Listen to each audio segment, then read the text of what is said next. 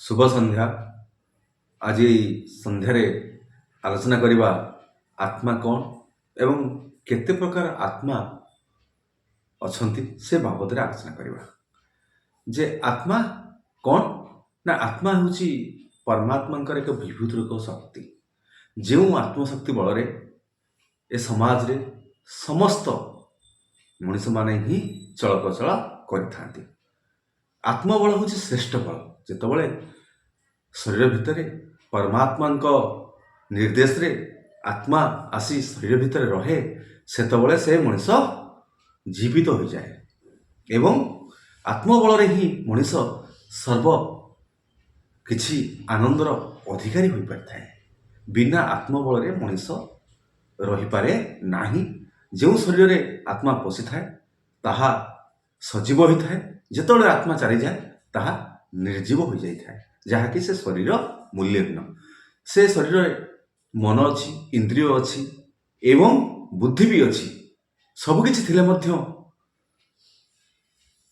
किंतु आत्मा यदि शरीर भितर न रहिला ताहले ही मनीष निर्जीव बा तार जीवन नाही बोली कहा जाए। तेणु आत्मबल हूँ श्रेष्ठ बल। धन बल, लोक बल, ए संसार समस्त बल ठारू प्रत्येक मनुष्यर आत्मबल हूँ श्रेष्ठ बल।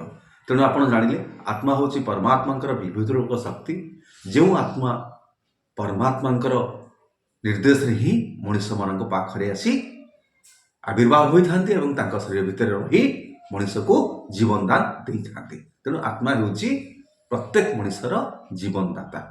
आत्मार सृष्टिकर्ता किए ना परमात्मा होउचंती आत्मार सृष्टिकर्ता।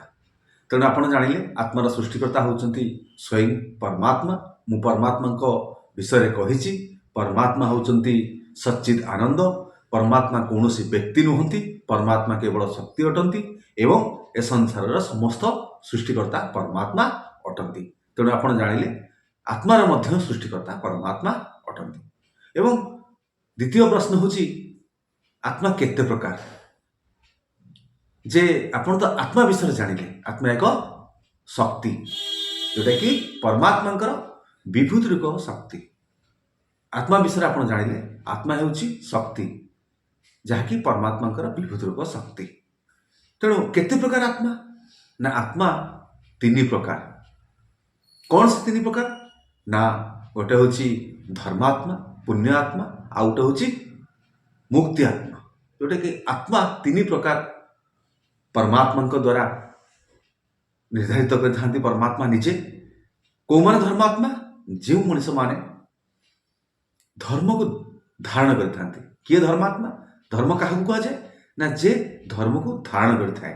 कौन से धर्म कलिजुग ना जो मनीष जितेबाला आत्मा ता शरीर भितर आसी पहुँची जाए परमात्मा को निर्देश बल से जीवन दान पाई थाए। जितेबाला तार आत्मशक्ति बढ़े, जितेबाला से संसार रे किछि निजर कौनसी भी कर्म माध्यम हो, ज्ञान माध्यम हो, ताहार आत्मशक्ति बल से जितेबाला सुप्रतिष्ठित हुए, जदि से सत्य, जप, तप एवं दान उपरे छिड़ा हुई थाए जो मनुष्यटी ताकू धर्मात्मा बोली कहा जाए।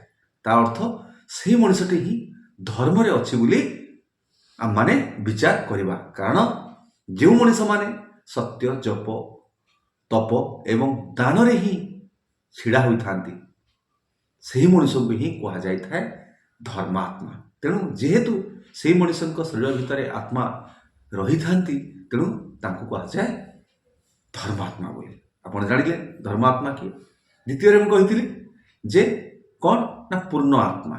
जिते मनीष धर्म आत्मा पुरे पालटी जाए निजर कर्म बल निजर सुकर्म, सच्चिंता, सद्भावना बल जिते सी धर्मात्मा पलटि जाए सेतबले जदि ताहा बजाई रखे परमात्मा कौन करती ना तांको आशीर्वाद दे थांती एवं से परमात्मा कृपा बल तांकर जो शरीर भितर आत्मा थाए परमात्मा आत्मा मिलन हो जाए।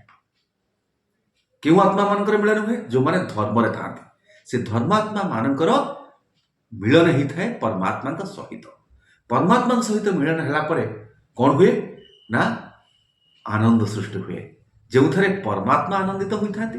କାରଣ ଯେହେତୁ ଆତ୍ମାଙ୍କର ସୃଷ୍ଟିକର୍ତ୍ତା ପରମାତ୍ମା ଅଟନ୍ତି ଏବଂ ପରମାତ୍ମାଙ୍କ ନିର୍ଦ୍ଦେଶରେ କୌଣସି ଶରୀରରେ ଯାଇ ଆତ୍ମା ଯେହେତୁ ବାସ କରିଥାଏ ଏବଂ ସେଇ ଯେତେବେଳେ ଆତ୍ମାଟି ଧର୍ମର ସେ ମଣିଷଟି ରହେ, ପରମାତ୍ମା ଖୁସି ହେଇଥାନ୍ତି, ଆନନ୍ଦ ହେଇଥାନ୍ତି ଏବଂ ତାହା ପୂର୍ଣ୍ଣ ଆତ୍ମା ବୋଲି ଆମମାନଙ୍କୁ ଅନୁଭବ ଲାଗେ। ଯେଉଁଟା କାହିଁକି ପୂର୍ଣ୍ଣ ଲାଗେ ନା ସେ ମଣିଷ ଆନନ୍ଦରେ ହିଁ ମସଗୁଲ ହେଇଥାଏ, କାରଣ ପରମାତ୍ମା ଆତ୍ମାର ମିଳନ ହେଇଥାଏ। ତେଣୁ ଆପଣ ଜାଣିଲେ ଯେଉଁ ଧର୍ମାତ୍ମା ମାନଙ୍କର ଆତ୍ମା ପରମାତ୍ମାଙ୍କ ସହିତ ମିଳନ ହେଇଥାଏ, ସେଇ ଧର୍ମାତ୍ମା କ'ଣ ହେଇଯାନ୍ତି ନା ପୂର୍ଣ୍ଣ ଆତ୍ମାରେ ପରିଣତ ହେଇଯାନ୍ତି। ତା ମାନେ ତାଙ୍କ ଭିତରେ ଯେଉଁ ଆତ୍ମାଟା ଥାଏ ସେ ପୂର୍ଣ୍ଣ ପ୍ରାପ୍ତି ହେଇଯାଏ। ତା ଅର୍ଥ ଆତ୍ମସନ୍ତୁଷ୍ଟ ଲାଭ କରିଥାଏ।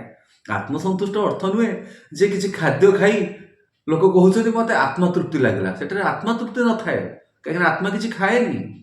ଆତ୍ମା କୌଣସି ଜିନିଷ କିଛି ଖାଏନି। ସେଇଥିପାଇଁ ତ ପରମାତ୍ମା ଆତ୍ମାକୁ ହିଁ ନିର୍ଦ୍ଦେଶ ଦେଇ ପଠେଇଛନ୍ତି ଶରୀର ଭିତରେ ରହିବା ପାଇଁ, ଯେ ତାକୁ ଜୀବିତ କରିବା ପାଇଁ, ତାକୁ ଜୀବନ ଶକ୍ତି ଦେବା ପାଇଁ ଆଉ ଆତ୍ମବଳରେ ମଣିଷ ଚାଲିବା ପାଇଁ। କିନ୍ତୁ ଆତ୍ମା କିଛି ଖାଏନି। ତେଣୁ ବହୁତ ଲୋକ କହନ୍ତି ଯେ ମୋତେ ଆତ୍ମତୃପ୍ତି ମିଳିଲା।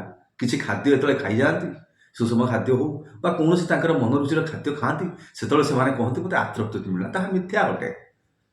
କେତେବେଳେ ଆତ୍ମତୃପ୍ତି, କେତେବେଳେ ପୂର୍ଣ୍ଣ ଆତ୍ମାରେ ପରିଣତ ସେ ଆତ୍ମାଟି ହୁଏ, ଯେତେବେଳେ ଧର୍ମାତ୍ମା ମାନେ ପରମାତ୍ମା ଯେତେବେଳେ ତାଙ୍କ ଉପରେ କୃପା କରନ୍ତି, ପରମାତ୍ମା ଆତ୍ମାଙ୍କର ମିଳନ ହୁଏ।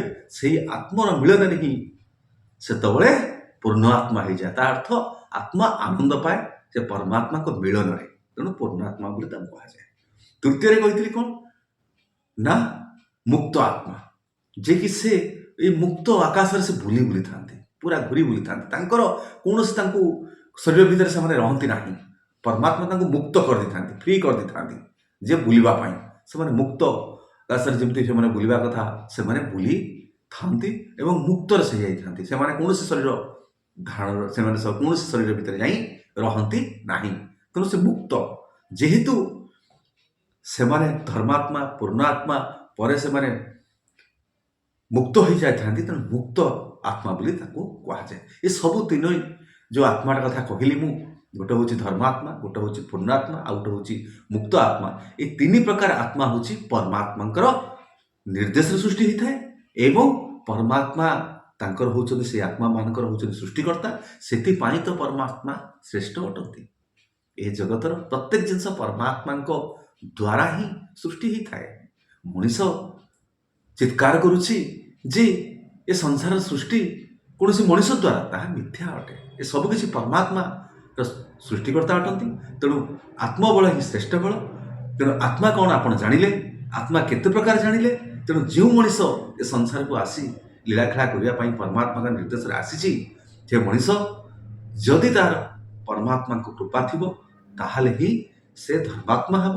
ଧର୍ମାତ୍ମା ପରେ ପୂର୍ଣ୍ଣାତ୍ମା ହେବ, ତାପରେ ହିଁ ସେ ମୁକ୍ତ ଆତ୍ମା ହିଁ ଆନନ୍ଦରେ ଆହୁରି ଘୁରି ବୁଲିବ, କୌଣସି ଶରୀରରେ ସେ ରହିବ ନାହିଁ। ତେଣୁ ଆପଣ ଜାଣିଲେ ଆତ୍ମା କ'ଣ ଏବଂ ଆତ୍ମା